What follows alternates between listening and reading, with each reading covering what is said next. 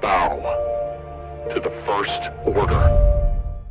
Hey everyone, First Order here, and welcome back to another Star Wars Battlefront 2 video. Now in today's video we'll be discussing the Clone Commando community transmission, what's in the community transmission, hints at other things in the future of your Clone Commandos, and overall just talking about the Clone Commando. So let's just dive right in to the video. First off, the Clone Commando has a new weapon, the DC-17M Repeating Blaster Rifle. The DC-17M is a unique weapon of the Clone Commando and has become standard issue throughout the Clone Wars.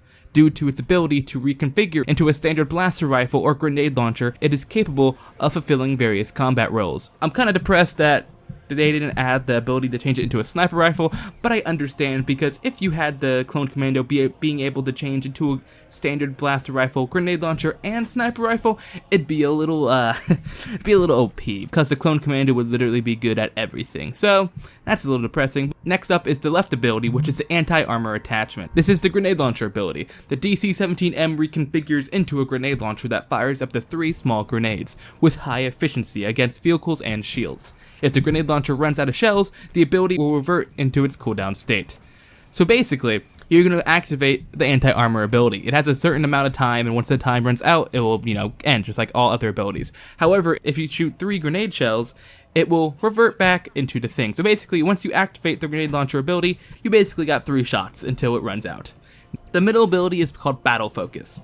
I think this is going to be the most OP ability in terms of, just, strength and usefulness. The Commando goes into a Battle Focus and immediately grants himself and allies around him a damage protection buff, which lowers all damage taken by 25%. Additionally, any damage the Commando deals will heal a percentage of his base health. This ability is sort of like Toughen Up, the Assault Star card, but a little bit nerfed. The Toughen Up, you just press it and you gain health. This one, you have to take damage in order to gain health. So I think this ability is going to be very useful, probably the best out of all of them. And finally, the right ability, Repulsor Blast. The Commando extends his left arm and discharges a shockwave from his arm-mounted repulsor that instantly knockdowns enemies to the ground.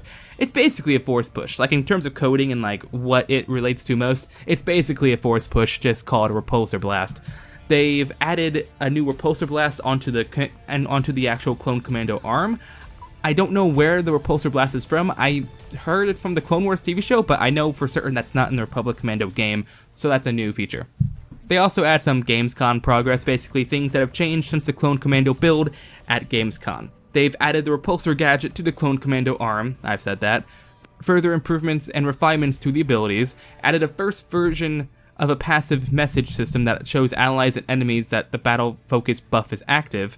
I guess that means if you're in first person, you're going to be able to tell once, if you're another clone near the Clone Commando and he activates battle focus, you'd be able to tell while in first person.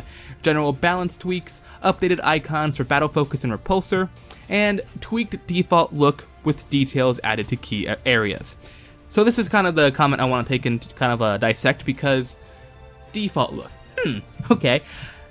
Does that mean there's a chance of us getting Clone Commando skins later on? Because they have a default look. I know Luke Skywalker is called default, Vader has a skin, Maul has a skin called default. I know that's a thing in the files, but are they hinting at Clone Commando skins? Because they did say reinforcement skins are coming in October. So, is there a chance Clone Commandos may get a skin? I hope so. I'm really hoping for it.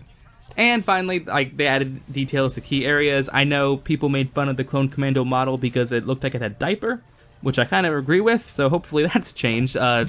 Ben actually did reply to a comment. Let's see what he said. They might have just fixed his diaper look. This just couldn't find a proper way of wording it. So yeah, Ben confirmed they fixed the diaper look, so that's good. Clone Commando comes out soon, September 25th, I believe. Anyway, the Flucia community transmission comes out next week. I have a couple videos planned for this weekend that I want to release throughout next week because college has been a big pain. It's hard balancing YouTube and college, so during the weekends when I don't have a lot of work to do, I'm going to pump out as many videos as I can and spread them out throughout the course of a week. But when it comes to news, you can usually pump out a news video pretty quickly because there's not much editing or scripts being written involved, because this is all just reading off of a thing and reacting to it, so there's no script needed for this type of video. But things like a video I have planned soon, it's essentially a best class setup for the assault class, for Battlefront 2, that requires a script and everything, so those videos are harder to produce than these. So anyway, hope you guys enjoyed this video. If you did, drop a last like, and all that good stuff. Are you excited for the Clone Commandos? Be sure to let me know in the comments down below. Anyway, if you are new, why don't you subscribe? For all things Star Wars, this is the First Order, signing out.